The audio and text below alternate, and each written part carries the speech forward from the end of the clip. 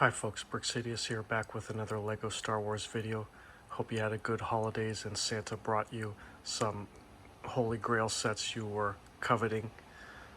This was my Christmas present on the left here, the UCS Razor Crest. And for comparison, I'm showing the first version play scale Razor Crest for size comparison, and I'll talk about some of the features there. Yeah, so the earlier one, the play scale Razor Crest, was from year 2020. It retailed for $140 and about 1,000 pieces. Sorry, I don't have the set number handy now. And then the big guy UCS Razor Crest went on sale 2022, about 6,200 pieces, and retailed for $600. So the first one, I think this might have released like during season 1 of the Mandalorian show or whatnot, when that show was really hot, capturing a lot of the interest there. And I think it, did a good job. The Razor Crest is cool. It has some elements from previous Star Wars ships, but some new, like a new take on it as well. And the angles and stuff, were made it like more interesting to build. It's not just like a triangle like a Star Destroyer, or a circle like the Millennium Falcon, or right angles. There's some slopes here and there, which were cool. And here, I don't know, for some reason I have two Din Djarin figures. Maybe my set came with an extra one, or this was from like one of those microfighters or something. And then you get the Carl Weathers character, I can't remember his name, Grief, I think, in the show, and then the IG-88 bounty hunter droid. And then in the cockpit, I don't know why you get like a scout trooper in this set too. I don't remember maybe a scout trooper was present in like the later episodes. Yeah, I kind of remember that. And then of course Baby Yoda.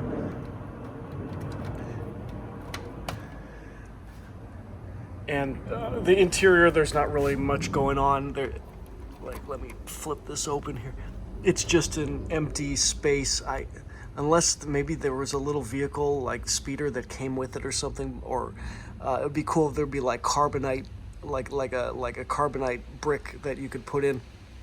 But I think it's just empty. And then you have the escape pod here. I don't remember when this was used in the show, but it must be canon. So yeah, this is a great set for kind of the new Star Wars fans that were coming aboard with Disney Plus and the Mandalorian show, and then some of the older fans like me who took interest in the show. And now the big one here. It looks amazing, right? The newer UCS sets from Lego, the teams, probably there's just better software, better knowledge of how bricks work and new brick elements, but they go all in on realism and detail, and I have to tip my hat off to them for that. Yeah, you see the angles here, like, this could be a movie prop or something if you looked from far away. But I don't know if you can relate, but something about it just feels off to me, like it's too big, and it's really heavy for the set size that you'd think. I mean, this is probably about 2 feet long and 15 inches wide, I'd say, and foot tall. But like, I know they wanted to make it minifigure scale, which is cool. However, there's, I think a lot of the adult or teen AFOLs who build this set and, collect and display it, they're not going to be like playing with it like the little Razor Crest here. So I think the aspects of the minifigure scale are kind of wasted here, so to speak.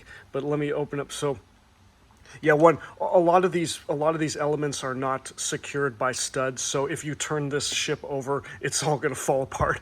But I don't think anyone would do that. But anyway, here's the cockpit, like a bunch of controls, and then his aquatic like bounty prey here that he got in one of maybe it was that was the first episode, right? The blue guy, um, and then Baby Yoda in the bassinet there, and his lunch, and then the upper level of the cockpit comes out, and then you can see the lower level, which is like I think a bed, and there's like a gonk droid or some sort of power unit back there, and he's got like an armory, two carbonite slabs, from his previous cases, and what else is back there? Yeah, just a random decor and details. Let me see if I can show you more, but. This is one of the problems that I was saying. Either I could be not doing it right, but it's hard to access the interior. So you've spent. It's kind of reminds me of those like Technic supercars. Like you spend so much effort building the beautiful gearbox, and then you never see it again because it's buried under pieces. So like here too, I don't think you can see the interior very much or interact with it. But yeah, these hatches are very cool. With the extending ramp here. Oops. I hope I didn't break something. It feels loose here. I did break something, but I will fix that later. And then here, yeah, it's cool how they kind of covered the landing gear with more angular pieces. This one I forget. It kind of slides on. It's a plate, of course, that slides on to some hooks or clips, but I don't think it opens up. Yeah. And then, of course, in the back there's the rear hatch, or what do you call this thing? Landing ramp, yeah, with some springs, or not springs, but kind of these looking like hydraulic lifts. And yeah, it's too dark. Sorry, can't really see the interior there. But let me try to see if, like, this piece comes off. Again, yeah, not secured with studs or anything. But again, yeah, too much Technic in the way. You can't really see the interior. Oops. There it goes. And then at the top, there's the escape pod again. Yeah, much more detailed than the other one in the play set.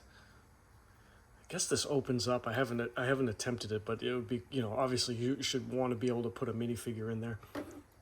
And then, yeah, I can't really see the interior here. Oh yeah, you have like Boba Fett's armor and jetpack and stuff that I guess he got from Cobb Vanth and he gave to Boba Fett when he met him.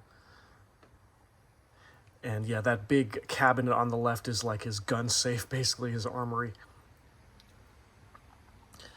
And then the funny thing I want to comment on next are these side, big engine thrusters here. They kind of look like, Boeing passenger jet engines, and they're heavy as heck. Because this is just like solid bricks, almost like kind of with paneling that go 360 degree around. I mean, they look beautiful, of course, but it reminds me. Have you built or the Apollo, the Saturn V rocket? Sorry, with the part of the NASA series from a few years ago. The main rocket tower, that says like United States on it. It's like white and black. It's built with similar techniques as this. So kind of these arced bricks that the angles work out very well, right? Of course, but it's probably the same diameter as the Saturn rocket. They're kind of like reusing those building techniques. But I found the Saturn rocket, that set is beautiful, of course, very realistic, but it was just a pain to build. And this the same, very very repetitive. And I wonder if they could have gotten away with doing it in a more simpler way. But regardless, it looks really nice, as you said. Did I? Oh, this is.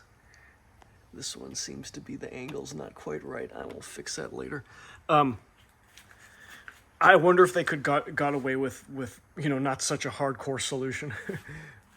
And then the twin kind of front laser batteries on either side here. These were not very hard to build, but a real pain to install, like dual Technic pins that go into the fuselage. But you don't because all this delicate greebling and detail work, you don't have any strong surface to push against for the pins to go into the holes. So I actually had to disassemble some of the guns, plug in the Technic pins, and then reassemble on the ship. So I think that was a bit of a lacking on Lego for the instructions. Like they probably should have. This is one of the last steps of the whole build. Like 36 bags. It's huge. Install the pins and the gun mounts first, and then put the rest of the gun on. But anyway, minor nit. And so, I've online. I forget the name of. Is it 5 Lonely Clones? I think that's a YouTube channel here where he has a series of videos called like Lego Star Wars Hot Takes, where he says like controversial opinions and see if you agree or not. And what he takes it from his audience to his subscribers leaving comments. One person said that they thought this was the best UCS set ever. And of course I totally disagree, and the host, the 5 Lonely Clones guy, also disagreed. Like he thought the AT-AT was the best, and I would, yeah. And for me, AT-AT Millennium Falcon definitely are up there.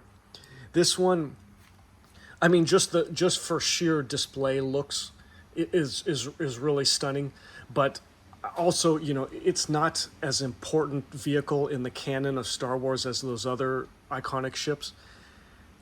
So I think there's less like emotional attachment to it, and who knows how the May Mandalorian movie is going to go, but I don't think it's going to be as huge as like Empire Strikes Back, of course.